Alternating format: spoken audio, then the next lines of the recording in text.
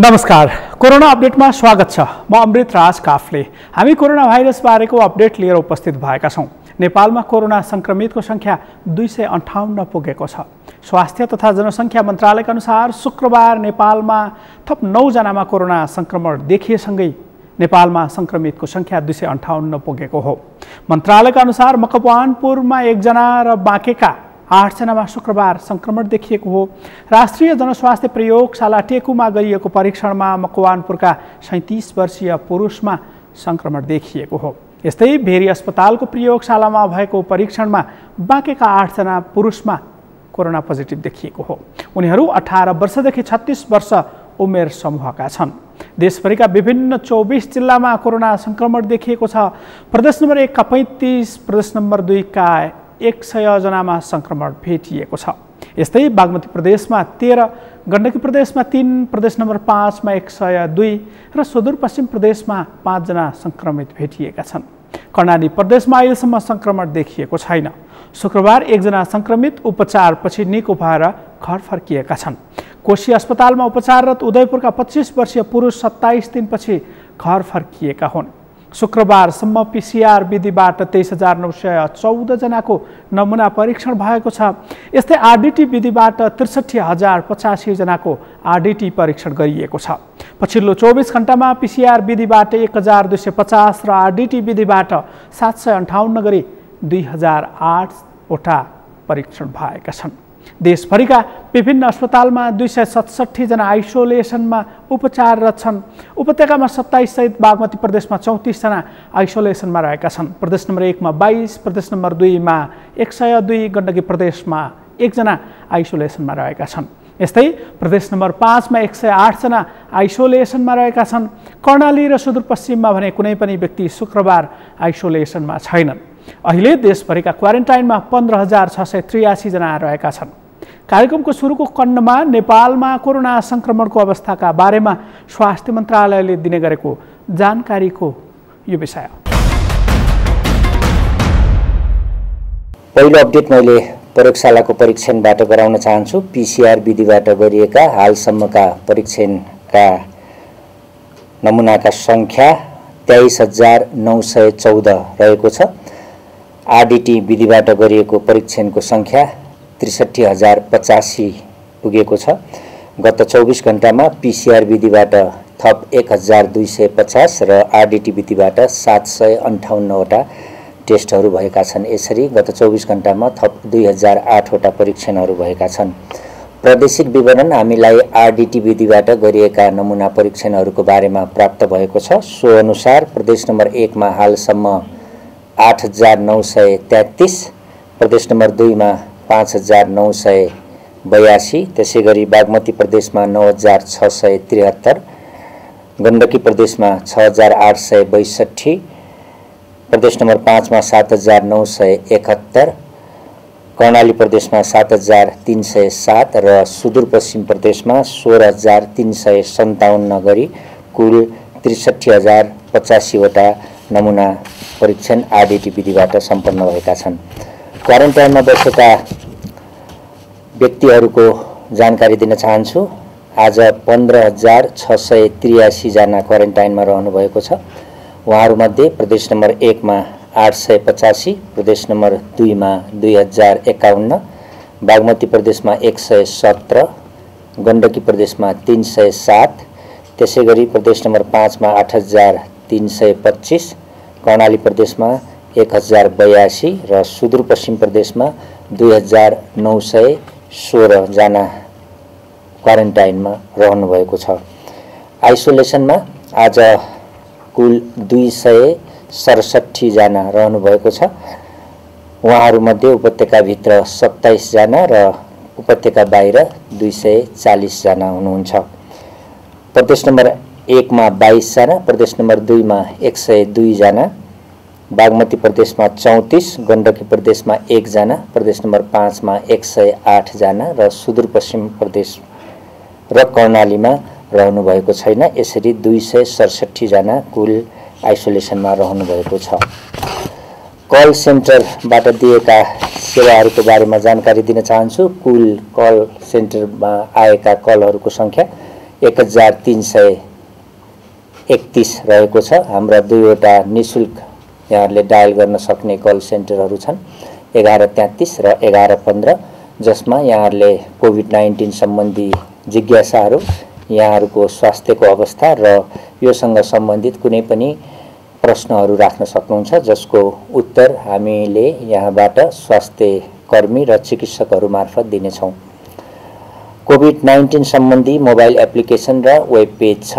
Mobile application हाम्रो स्वास्थ्य र स्पेशल कोभिडको वेब पेज covid19.mohp.gov.np नामको यो दुईवटा एप्लिकेसनहरूमा आजसम्म आफ्नो स्वास्थ्यको विवरण भर्ने, जसले गर्दा आफू सङ्क्रमित छु कि छैन भनेर जानकारी लिने व्यक्तिहरूको सङ्ख्या 37,147 पुगेको छ।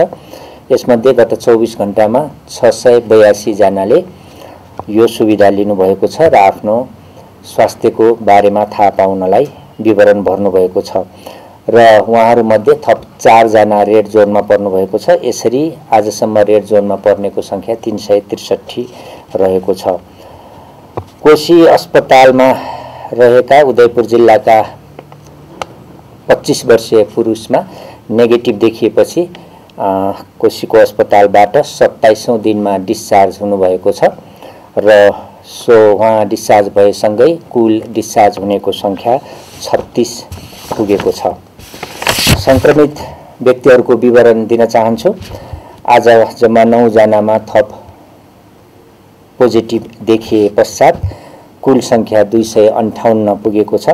उहाँहरूमध्ये मकवानपुरका 37 वर्षीय पुरुष र जसको हाम्रो राष्ट्रिय जनस्वास्थ्य प्रयोगशालामा परीक्षण भएको थियो, त्यसैगरी बाँकेका 8 जना 18 वर्षदेखि 36 वर्ष उमेरका पुरुषहरू हुनुहुन्छ। उहाँहरूको भेरी अस्पतालमा रहेको प्रयोगशालामा परीक्षण गर्दा पोजिटिभ देखिएको हो। कुल सङ्क्रमित केसहरू मध्ये पुरुषहरू 210 जना र महिलाहरू 48 जना हुनुहुन्छ। प्रादेशिक विवरण अनुसार कुल 24 जिल्लामा सङ्क्रमित व्यक्तिहरू रहनु भएको छ। उहाँको एड्रेसहरू तहाँ छ। प्रदेश नम्बर 1 का 35, प्रदेश नम्बर 2 का 100, बागमती प्रदेश का 13, गण्डकी प्रदेश का 3, प्रदेश नम्बर 5 का 102 जना र सुदूरपश्चिम प्रदेश का 5 जना गरी कुल 258 जना सङ्क्रमित हालसम्म हुनुहुन्छ। चीनको वुहानमा 5 महिना अघि पहिलो पटक देखिएको कोरोना भाइरसको कारण अहिले संसार नै आक्रान्त भइरहेको छ। कतिपय देशमा कोरोनाले हजारौंको संख्यामा सर्वसाधारणले ज्यान गुमाएका छन् भने कतिपय देशले भने कोरोना संक्रमणका कारण आर्थिक र मानवीय सङ्कट भोगिरहेका छन्। कोरोनाको उपचारका लागि संसारका झण्डै 2 दर्जन संस्थाले खोप तथा औषधि बनाउने काम पनि गरिरहेका छन्, तर अहिलेसम्म औषधि वा खोप पत्ता लगाउन सकिएको छैन। संसारका कैयौं वैज्ञानिकले निरन्तर प्रयास गरिरहेको भए पनि अहिलेसम्म खोप पत्ता नलागेका कारण कोरोनाका कारण संक्रमित हुनेको संख्या दिनदिनै बढिरहेको छ। संसारका विकसित तथा शक्तिशाली मुलुकमा समेत कोरोनाको प्रकोप डरलाग्दो रूपमा बढिरहेको छ। महाशक्ति राष्ट्रहरू नै हावाका हावा भएको कोरोनाको संक्रमणका कारण नेपालका छिमेकी मुलुकहरू समेत प्रताडित बनेका छन्। नेपालको उत्तरी छिमेकी मुलुक चीनबाट सुरु भएको कोरोनालाई चीनले नियन्त्रणमा लिइसकेको छ भने भारतमा यसको प्रभाव दिनदिनै बढिरहेको छ। भारतमा मात्रै 2500 बढीले कोरोनाका कारण ज्यान गुमाइसकेका छन्। नेपालसँग खुल्ला सिमाना रहेको भारतमा संक्रमण बढ्दै जान थालेपछि सरकारले भारतसँगको सिमानाका बन्द गर्ने निर्णय गरिसकेको छ। तर सिमानाकाबाट लुकीछिपी नेपाल आउने क्रम अहिले पनि रोकिएको छैन। त्यसको असर धेरै हुन सक्ने आकलन गरिएको छ।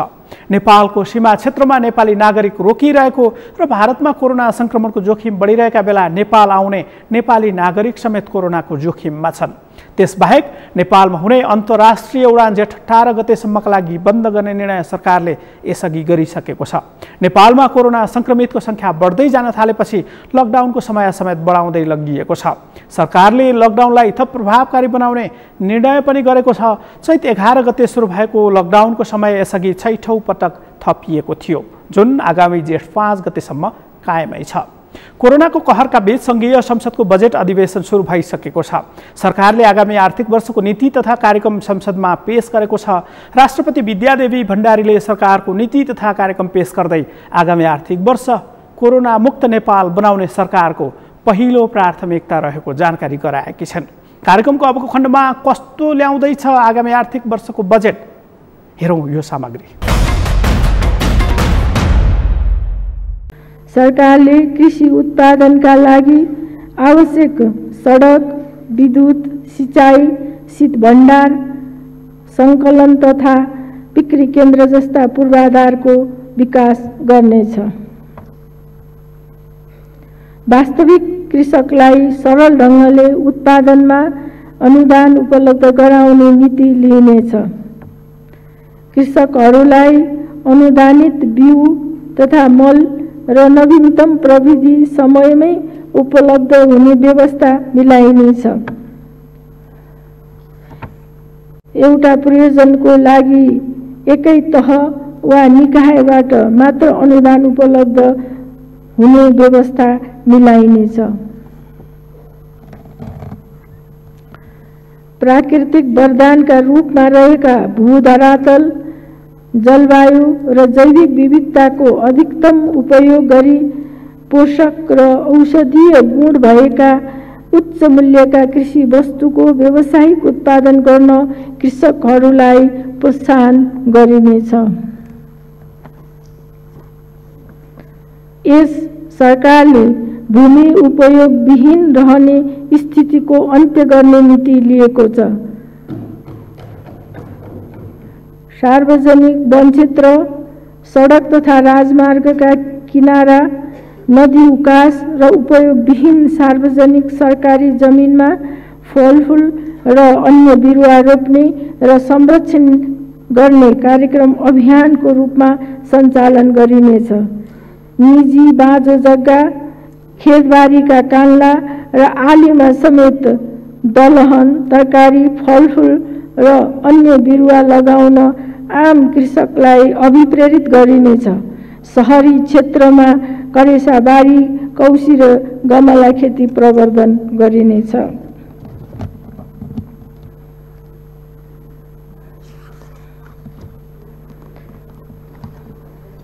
अर्गानिक कृषि उत्पादनलाई प्रोत्साहन गरिनेछ। अर्गानिक कृषि वस्तुहरूको प्रमाणीकरण र ब्रान्ड प्रवर्धन गरी राष्ट्रिय तथा अन्तर्राष्ट्रिय स्तरमा बजारीकरण गरिनेछ। कपास, रेशम, ऊन र अन्य विभिन्न प्रकारका धागो र रेसाको उत्पादन, प्रशोधन र प्रयोगको श्रृङ्खला विकास गरी व्यावसायिक उत्पादन र बजार व्यवस्थापनका लागि सहजीकरण गरिनेछ। कृषि योग्य भूमिको नियमित माटो परीक्षण गरिनेछ। माटो परीक्षण प्रयोगशाला विस्तार गरिनेछ। कृषकहरूलाई माटोको प्रकार, गुणस्तर र हावापानी अनुकूल खेती गर्न एवं उचित मात्रामा मल, बिउ र विषादीको प्रयोग गर्न प्राविधिक सेवा उपलब्ध गराइनेछ। गुणस्तरीय पशु स्वास्थ्य सेवा विस्तार गरिनेछ। प्राविधिकहरू कृषकको खेत, बारी, गोठ तथा फार्ममै पुगी कृषि तथा पशुपन्छी पालन सम्बन्धी प्राविधिक सेवा दिनुपर्ने व्यवस्था मिलाइनेछ। कृषकले लागतका आधारमा उत्पादनको उचित मूल्य प्राप्त गर्ने गरी कृषि उपजको बजारीकरणको प्रबन्ध गरिनेछ। बाली लगाउनु पूर्व नै प्रमुख खाद्यान्न बालीहरूको न्यूनतम समर्थन मूल्य तोकिनेछ। यसरी कृषकको बचत सुनिश्चित गरिनेछ। मुलुक कुखुराको अण्डामा आत्मनिर्भर भइसकेको छ। दूध, मासु र माछाको उत्पादनमा आत्मनिर्भरता नजिक पुगेको छ। उत्पादनको बजारीकरणमा सुधार आएको छ। दुग्ध प्रशोधन क्षमता वृद्धि भएको छ। आवश्यकता अनुरूप अझ वृद्धि गरिनेछ। दुग्ध उत्पादनका अन्य क्षेत्रहरूको समेत प्रयोग गर्ने गरी नयाँ कारखानाहरूको स्थापना गरिनेछ।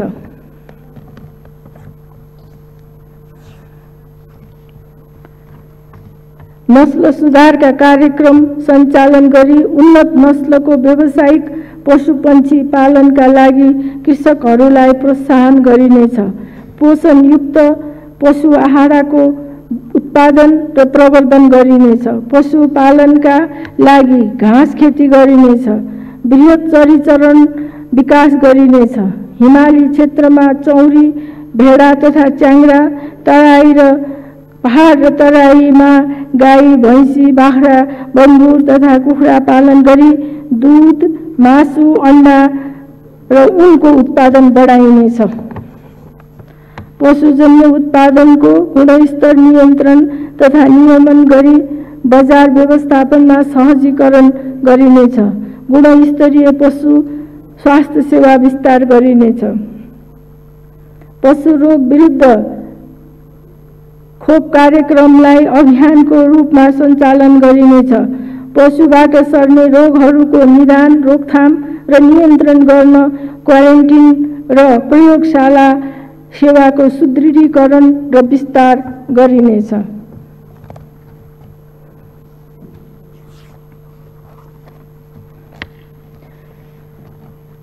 कृषि शिक्षाबाट हासिल गरेको ज्ञान र सिपलाई कृषि कार्य र उत्पादन वृद्धिमा सदुपयोग गर्न प्रोत्साहित गरिनेछ।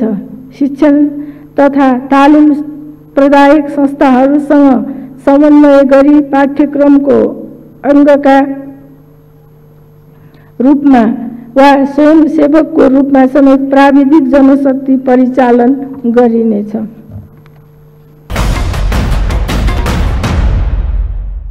कोरोनाको उपचार अहिलेसम्म पत्ता नलागेका कारण लकडाउन नै निर्विकल्प जस्तो देखिएको छ। तर संसारका कतिपय देशले लकडाउन खुकुलो बनाउँदै पनि लगेका छन्। कोरोनाको एपिसेन्टरका रूपमा कुनै बेला रहेको युरोपेली मुलुकमा लकडाउन खुकुलो बनाउँदै लगिएको छ। ठुला ठुला औद्योगिक प्रतिष्ठान सञ्चालनमा आउन थालेका छन्। कोरोनाको उद्गम स्थलका रूपमा रहेको चीनको वुहानमा भने कोरोनाका सबै बिरामी निको भइसकेका छन्। त्यहाँको दैनिकी सामान्य अवस्थामा फर्किसकेको छ। नेपालीहरू वैदेशिक रोजगारीका लागि गएका मुलुकहरूमा भने कोरोनाको प्रकोप नियन्त्रणमै रहेको जस्तो देखिए पनि हरेक दिन सङ्क्रमितको सङ्ख्या बढिरहेको छ, जसका कारण नेपालीहरूको रोजगारी गुम्न सक्ने चिन्ता समेत सुरु भएको छ। कार्यक्रममा एकैछिन विश्रामपछि देशभर कोरोनाको त्रास बढेका बेला लकडाउनसँगै जिल्ला जिल्लामा देखेका समस्या सम्बन्धी सामग्री लिएर आउनेछौँ। हेर्दै गर्नुहोला।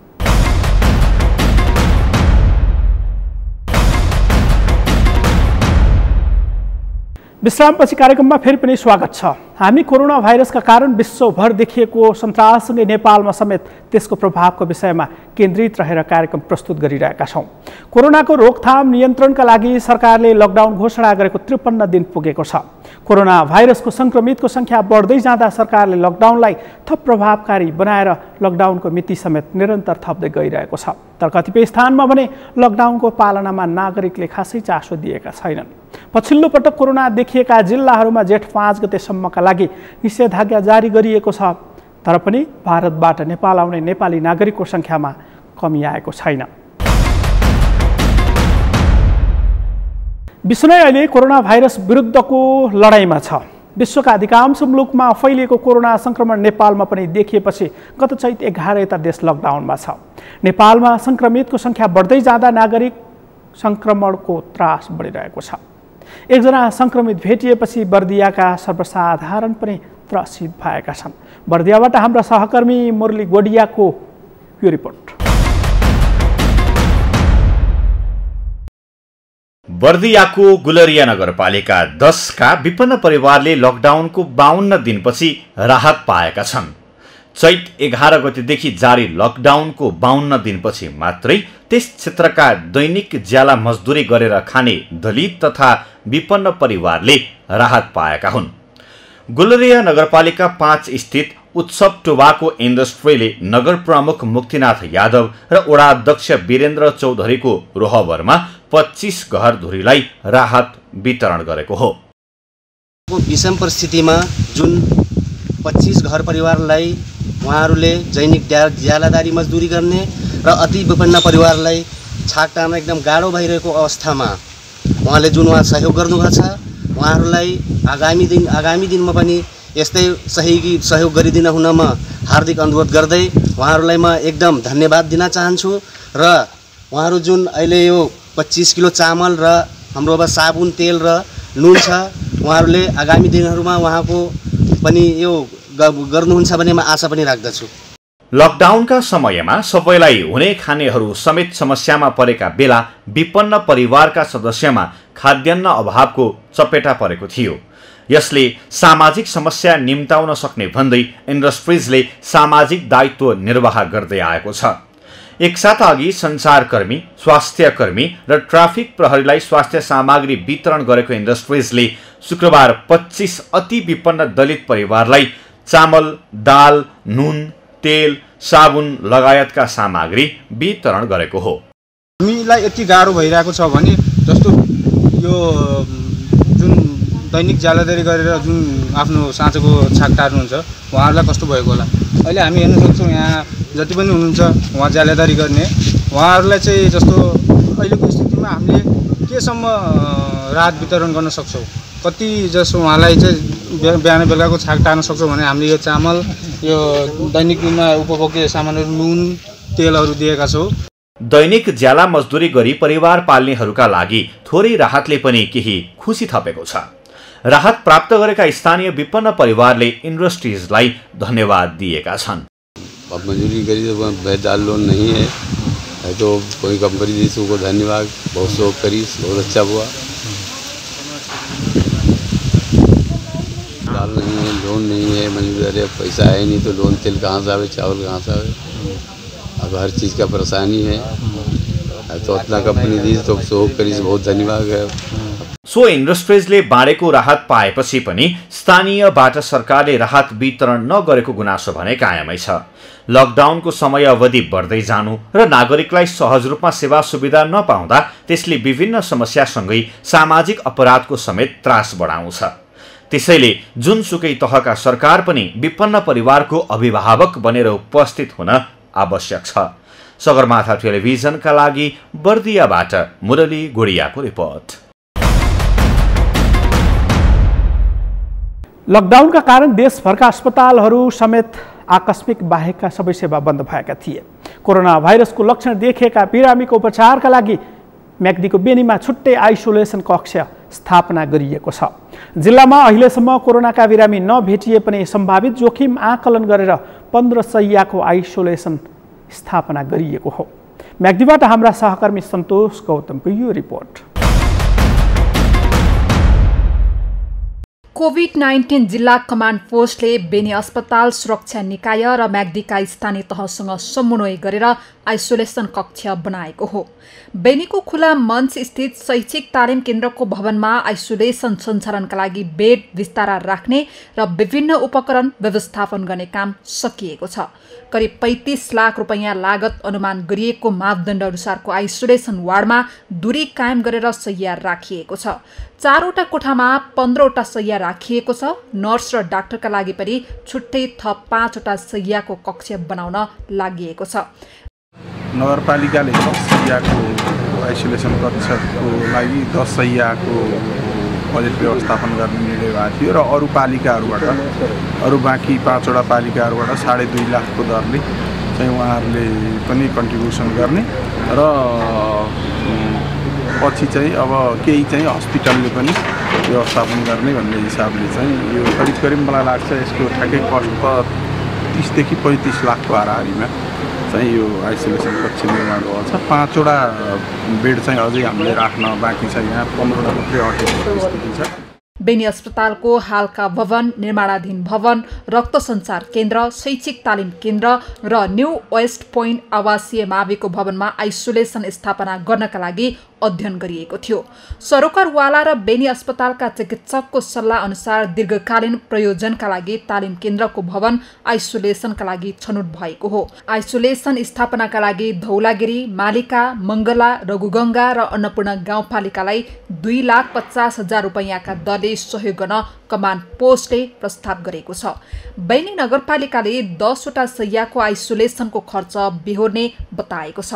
अस्पतालमा रहने आइसोलेसन जुन कोभिड-19 को संक्रमित भएका व्यक्तिहरूको उपचारको लागि आइसोलेसन बनाउने जुन खालको कमान्ड पोस्टले जुन जिल्लामा छ निर्णय गरे अनुसार 2,50,000 पालिका गाउँपालिका र 5 लाख नगरपालिकासँग अनुरोध गर्ने भन्ने जुन कस्टको विषयमा कुरा भएको थियो त्यसलाई चाहिँ हामीले चाहिँ 10 बेडको बनाइदिने भनेर हामीले चाहिँ कार्यपालिकाले निर्णय पनि गरिसकेका छौँ। 10 बेड बनाएको अर्थे त्यहाँ लागत सहभागिता हाम्रो रहन्छ।